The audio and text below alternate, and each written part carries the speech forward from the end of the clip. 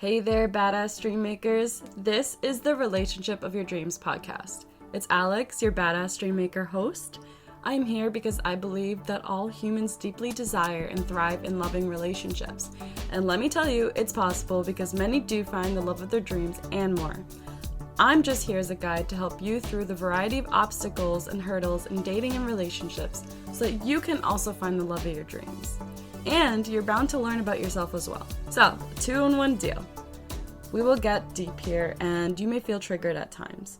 Triggers and discomfort are part of a growth process. However, please use discretion as to how much discomfort you are ready for. Now, let's jump into this juicy episode and get you what you want. Hello and welcome back to the Relationship of Your Dreams podcast. This is Alex, your host. I am excited to jump into this episode because it is about nature and hiking, which is 100% my thing, and I can speak about this topic for literally ever, and I'm excited. I'm going to try to keep it shorter because, like you know, I like to keep it short, so it is a digestible amount of information to take in. And if you have a short car ride, you can listen to it easily. I'm here to make this easy for you to digest. So, we are going to talk about how hiking with your partner or your date is beneficial to your relationship or building your relationship. And oh my God, there are so many benefits. Like, oh my God, I might make a part 2, 3, 4, maybe 100, you never know. But like, this is a great benefit to your relationship. And I know you can't hear me make the promise, that I can't hear you make the promise, but please promise me that you'll try hiking with your date or your partner. And I'm going to put this out here because I just want to make sure everyone is safe. So make sure that the person that you're going hiking with is someone who you feel comfortable with being in the woods with. And I personally have not had a negative experience with this, but I'm just saying take caution in case there's someone that you're dating that seems sus or sketchy, maybe even the person you're in a relationship with. And if they are sus or sketchy, that should be a sign to maybe reconsider them as a date for this hike in general, but like, just putting it out there. All right, time to actually jump into the episode. So, you might be someone who already goes on occasional hikes or often goes on hikes with your date or your partner, and you might be someone who doesn't go on these hikes as much together. This doesn't matter. This is for literally everyone because I'm going to point out things that you can focus on while you're on the hike where you can see how you are reacting to something, how your partner or your date is reacting to something, and how you're reacting together. The reason why I want to bring this into the light is because hiking has so many upsides and downsides, aka things that are great and then things that are hard, things that are easy, things that are more annoying, and we all handle these things differently. And this involves our ability to self-regulate. This involves our ability to work as a team to figure something out, to problem solve, and maybe even working together to like see the light in the situation. Excuse me if I like clear my throat. I had a cough recently, so just putting that out there. But let me dive into the upsides and the downsides. And you might already know those upsides and downsides of hiking, and if you don't, listen closely. And again, when I'm talking about these, keep in mind how it is something that you want to think about when you're on the hike, about how you handle it, how your partner or your date handles it, and how you handle it together. And something that you can focus on with this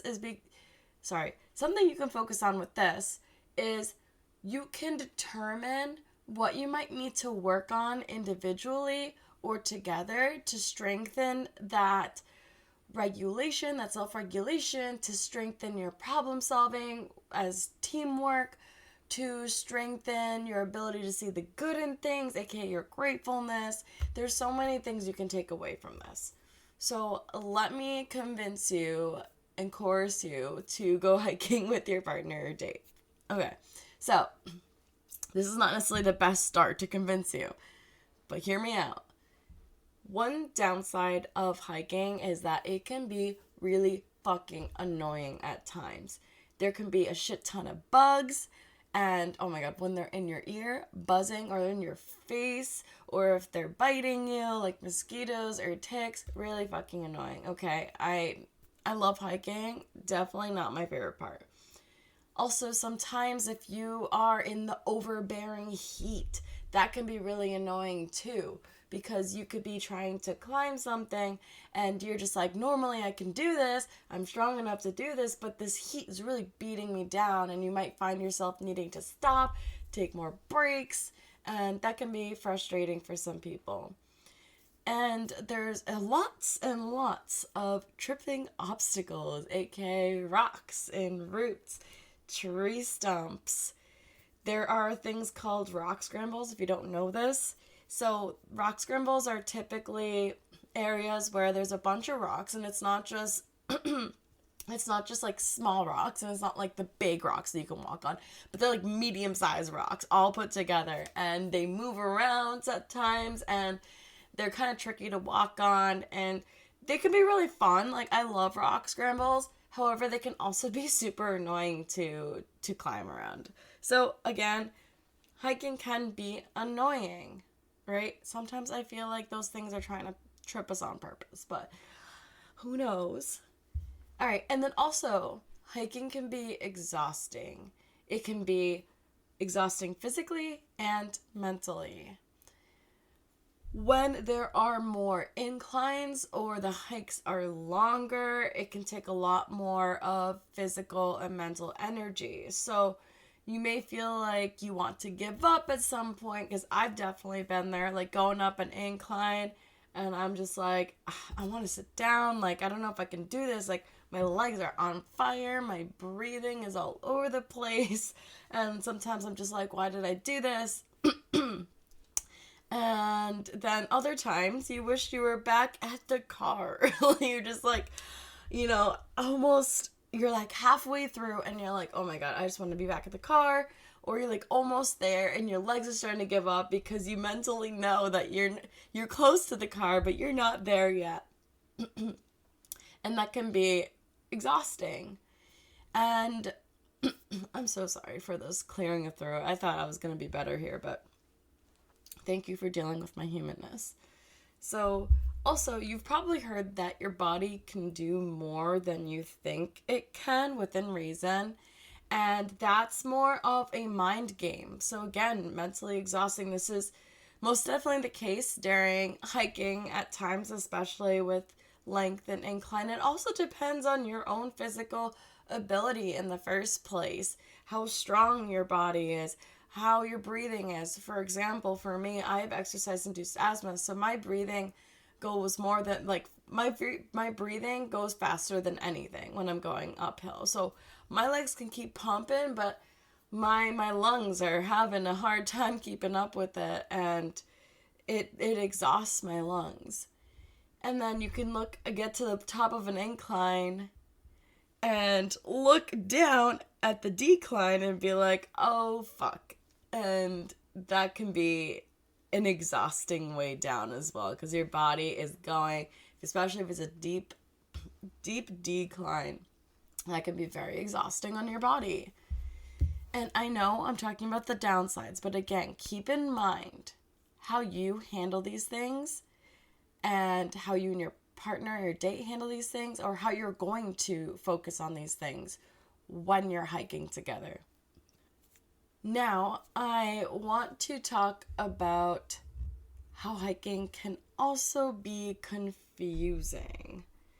You are most likely not going to get lost, but if you do get lost, it can be a very confusing pursuit. So, I recommend All Trails, the app. It has a map of most of the trails out there, and it's easy to follow if the trail markers are not so easy to follow. And if you're a hiker, you probably already know about this app. However, it still doesn't always align with the map in general, because if you think about it, all these maps are like man-made, it's not just like someone hovering over the hike and getting it exactly right. And also the trails change, like sometimes a tree goes down, or there's some sort of like landslide, it changes the trails. So if you go hiking consistently, you're bound to get lost at some point, whether it be a small amount of time or a long amount of time. For example, I've gotten lost for like 2 minutes, and I've also got lost for, I would say the top I've got lost for was like an hour of genuine confusion. Maybe two. And this is something where it's definitely going to be a lot more teamwork because one of you can think that you want to go a certain way to get back, and then the other person thinks that there's a better way to get back, or a different way, or that the other person's way is wrong. And sometimes this can turn into a blame game where, again, like someone says, no, you're wrong, I'm right, and vice versa. And this is a key point in problem solving in terms of teamwork when you think about the concept of blame. Because the concept of blaming each other, the fact that you are blaming each other means there is a disconnect in the teamwork. You're not working together, you're working against each other. When you work against each other, you're much less likely to get something done or to have people have a good time getting it done, even if it's a difficult task. So the way that you could see a situation like this when getting lost, you can see the problem of lost versus you and your partner or you and your date. So you and whoever you are with versus the confusion of being lost. How can you make that happen where it's you two versus the problem, aka the lost? And this is going to test like your skills to compromise, your skills to understand each other, aka like communicating why you think a path is a certain way, and being understanding of the other person, feeling like the path is a different way, etc. And I'm going to share a example. Oh my goodness. One time this was like more than just my boyfriend and I, but it was my boyfriend, his friend and I. We went hiking together and we got lost. Basically, the sun was going down when we were in the woods all together. And what's funny at the end of the day is when we actually got out of the woods, we realized the sun wasn't going down as much as we thought. But at the time, the woods was getting really dark because we were kind of like lower amongst the trees. And his friend had a certain idea of where to go because he was retracing his steps.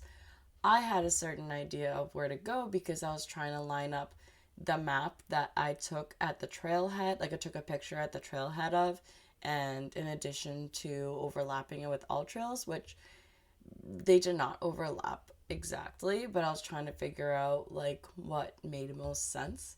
And my boyfriend thought that we should put on the GPS like where our car was and try to just walk that direction. And we decided to follow his friend's idea first, which led to a muddy spot. But let me describe this process. Basically, I was trying to look on the map this whole time, look at between the two maps, being like, no, I think we need to go this way, no, I think we need to go this way. And then his friend was like, no, I feel like that's not the way we came from, etc. But what we did successfully is we let each other have a chance. We didn't end up letting my boyfriend had a chance because we just mutually disagreed, and we took a democratic vote of two people over one. But we did hear him out. We did listen to each other. We tried to show each other and explain why we had these certain ideas. And at first it started kind of rough because we were all feeling a little strong about it. But then we decided, okay, why not just like give each other a shot? If it doesn't work, then we'll figure it out. And that's how we went about it. I ended up being right. I'm just saying that because like it's true, but I mean it in like a factual sense. Like I wasn't trying to be right to be right. I just wanted us to get back. So there we go. It was a mutual understanding of we just all wanted to get back, so let's take a shot at these different options because no one really knows better than the other. We all had our logic and it all made sense. So at the end of the day, we could just give it a shot, and that's how we made our teamwork happen, right? Just because someone was right at the end of the day doesn't mean that this has to be a right versus wrong plan of action or situation or how you perform the decision making in this case. So like I said, I know that's three people, but imagine that with you and another person. And I just want to touch back quickly to the annoying parts and the exhausting parts of the hike. I did explain what those could be and to keep in mind to focus on those and how you regulate. I want you to ask yourself, like, when you're feeling mentally exhausted or physically exhausted, or when you're feeling annoyed, ask yourself, what are the things are you saying to yourself? What are the things you're saying to your partner or your date? What is it? What mood are you radiating? And is this mood affecting the other person negatively, or is this something more neutral? And by neutral, I don't mean like that you're not suffering. Like you could totally suffer. You're welcome to suffer. That's valid, makes sense. But I mean, is it just suffering yourself and like accepting that this is how it is and that you're just going to push through?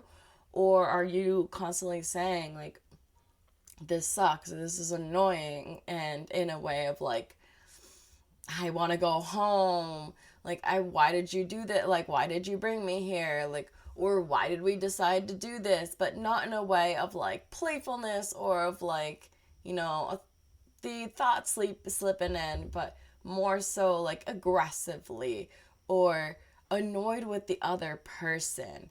That's like the point where you think about like regulation, like regulating your emotions and regulating your thoughts. And it's when you can do your best.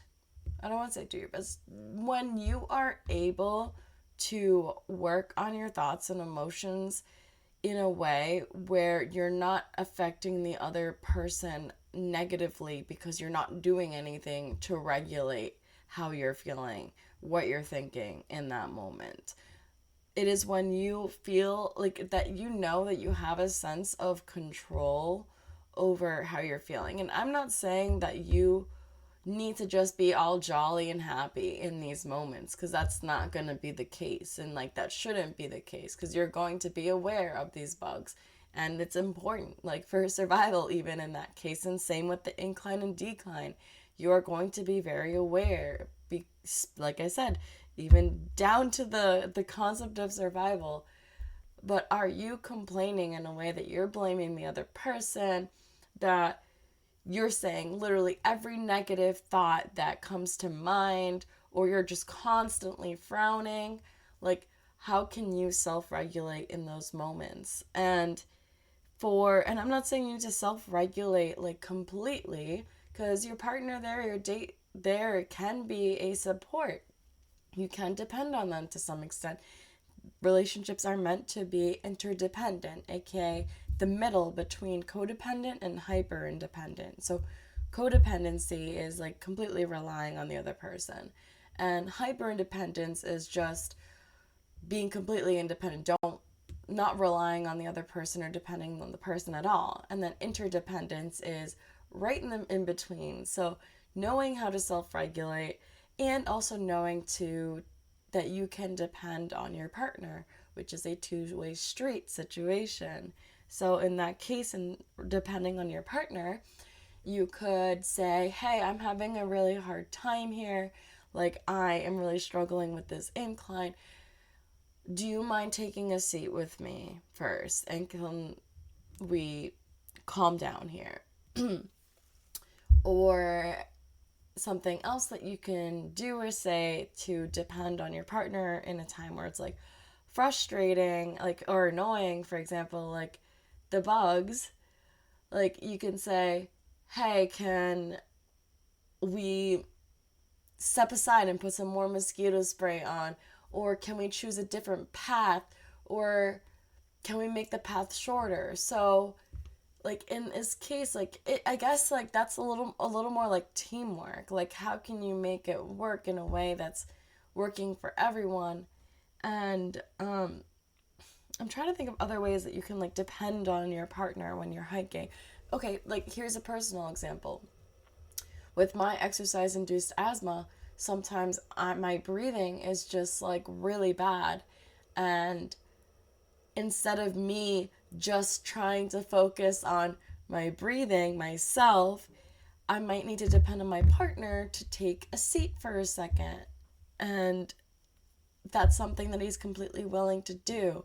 And he'll even suggest taking a seat, even though I'm trying to regulate my breathing and push through, right? All right, so now that we've gone through why it's important to focus on those downsides of hiking and what those downsides might look like, and things that you can think about in those moments, both separately and together, let's move on to the upsides.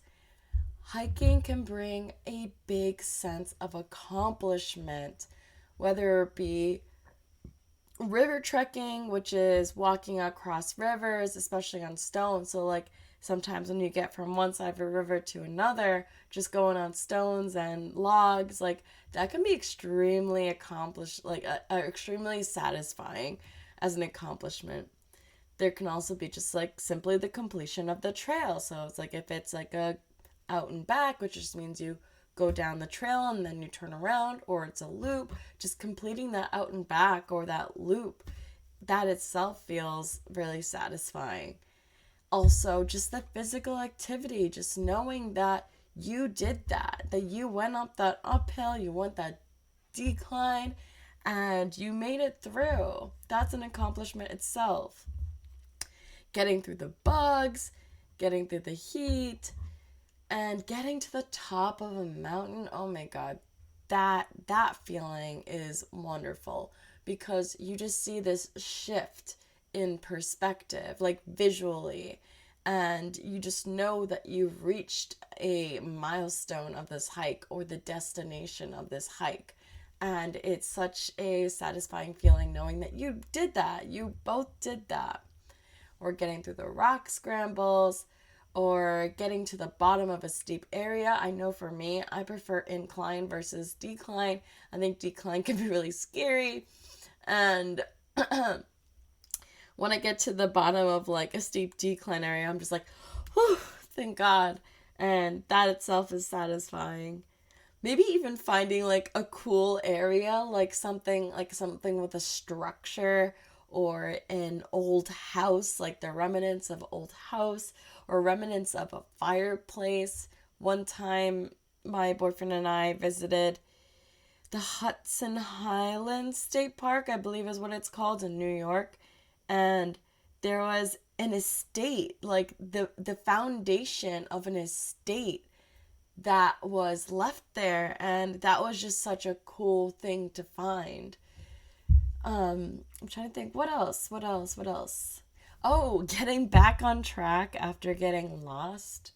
That Not only is it satisfying as an accomplishment, but also very, very, very relieving. But what's cool here is that you both did it together. You both, that's the hope, that you both accomplish this together. Because maybe, let's say one of you stops halfway through and the other one gets to the top of the mountain and gets back to the car. Like, that's not as satisfying as like doing it together. Like, going back to the story with Luke and his friends, sorry, Luke is my boyfriend. With my boyfriend and his friend, we definitely felt a sense of accomplishment once we got out of the woods and we saw the sun. Like, it just was like, wow, we got out together. Like, we figured this out together. And I have so many other examples because of the endless hikes that I have gone on. But here's like another really cool example. Luke and I hiked a trail called Lonesome Lake in New Hampshire. I highly recommend it.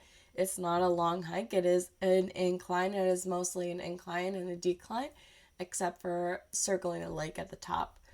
The incline, like I said, wasn't the longest incline ever, but it was quite steep. It like almost felt like a staircase at times, I would say, and my heart rate was high, my breathing was heavy.